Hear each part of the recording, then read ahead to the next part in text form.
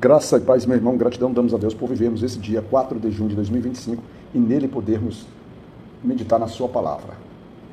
A nossa meditação está no livro de Jó, capítulo 42, último capítulo da série de Jó, e o versículo talvez seja um dos mais conhecidos da Bíblia, um dos mais fantásticos, é o versículo 5, porque ele diz assim: com o ouvido os meus ouvidos ouvi, mas agora te veem os meus olhos.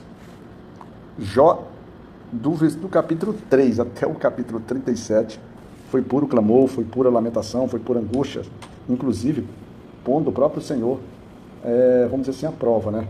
Ele colocava o Senhor à prova.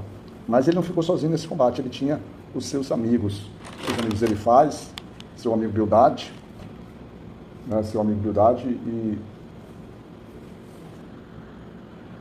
Zofar. Esses três homens, e fora Eliú, que apareceu. E nesse combate, Jó, a partir do capítulo 38, ele começa a ter a resposta do Senhor, e eu sempre venho dizer, respostas em forma de perguntas. Mas como Jó clamava para que o Senhor respondesse e ele entenderia, Jó de fato passa a entender. E entre o versículo 1 e o versículo 6, Jó se coloca agora numa situação de reconhecimento total. E quando Deus falava com Jó, Deus dizia: eu te perguntarei e tu responderás, fazendo uma clara alusão: vou te fazer perguntas e tu deves me dar as respostas. Mas Jó aqui, ele já se coloca numa posição contrária. Ele, no versículo 4, ele diz para o Senhor: escuta-me, pois, e eu falarei. Eu te perguntarei e tu ensina-me. Jó, agora, ele se coloca na posição: Senhor, deixa eu te perguntar, porque através das tuas respostas eu quero ser ensinado. E o Senhor ensinou muito a Jó nessas perguntas que ele fez. O Senhor ensinou a Jó muito mais do que a própria, vamos dizer assim, a própria bonança, a própria fartura que ele dava a Jó no primeiro momento. Jó é um homem completamente renovado. Ele é tão renovado que Jó, no seu versículo 6, ele diz assim: por isso me abomino e me arrependo no pó e na cinza. Por quê? Porque ele só conhecia o Senhor por meio dos seus ouvidos, mas ele não tinha presenciado quem era o Senhor verdadeiramente. Ele tinha uma caricatura, ele tinha uma imagem que ele criou, mas agora o Senhor verdadeiramente se fez sólido, se fez presente, se fez mais real do que Jó poderia entender. E aí, ou seja, Jó entrando na, vamos dizer assim, na prosperidade, na bênção de Deus. Jó reconhece que o Senhor, ele podia tudo e que nada dele, nem mesmo os pensamentos de Deus, poderiam ser impedidos.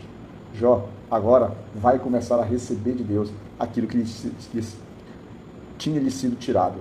Jó agora é um novo homem. E o interessante é que nesse processo, os amigos de Jó, que haviam, vamos dizer assim, jogado palavras contra Jó, atacando Jó, o Senhor se ira ou se coloca contra eles, dizendo que eles deveriam oferecer sacrifícios, dizer que eles deveriam fazer sacrifícios, e Jó deveria orar por eles. Porque se Jó orasse por eles, Deus aceitaria a atitude, aceitaria a súplica, aceitaria a intercessão de Jó por aqueles amigos que, segundo o Senhor, foram amigos insensatos, foram amigos que levantaram palavras que não eram retas, como o servo Jó dizia. E durante o nosso devocional, a gente falou por diversas vezes que aqueles homens, eles falavam coisas verdadeiras, coisas que se aplicaria a praticamente quase todo mundo, a pessoas como eu, por exemplo. Mas essas coisas ele não se aplicavam a Jó, principalmente porque ele já atribuiu a Jó o pecado, já atribuía o próprio ato de penitência, um ato de disciplina do Senhor. E o Senhor diz para eles: vocês não diziam que era reto de mim. Jó, agora, no seu cativeiro, ele é virado ao avesso, e Jó começa a receber pelo Senhor todas as bênçãos. E tudo Jó recebeu em dobro, tudo quanto dantes possuía. Jó prospera novamente. Jó, ele vê agora, vamos dizer assim, a reaproximação da sua família. E o interessante, quando eu vejo esse versículo, que é o versículo 11, que ele diz assim: então vieram a ele todos os seus irmãos e todas as suas irmãs, e todos quanto dantes o conheceram, e comeram com ele pão em sua casa, e se condoeram dele, e o consolaram de todo o mal que o Senhor lhe havia enviado. E cada um deles lhe deu uma peça de dinheiro, e cada um um pendente de ouro.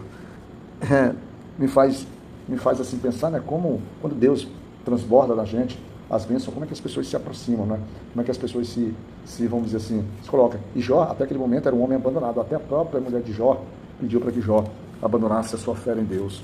Mas o Senhor restitui. Jó é um homem reto. Jó é um homem que não guarda mágoa. É um homem que ora pelos seus amigos, ora por todos. E Jó prospera. Jó tem novamente, tudo lhe recebe dobrado.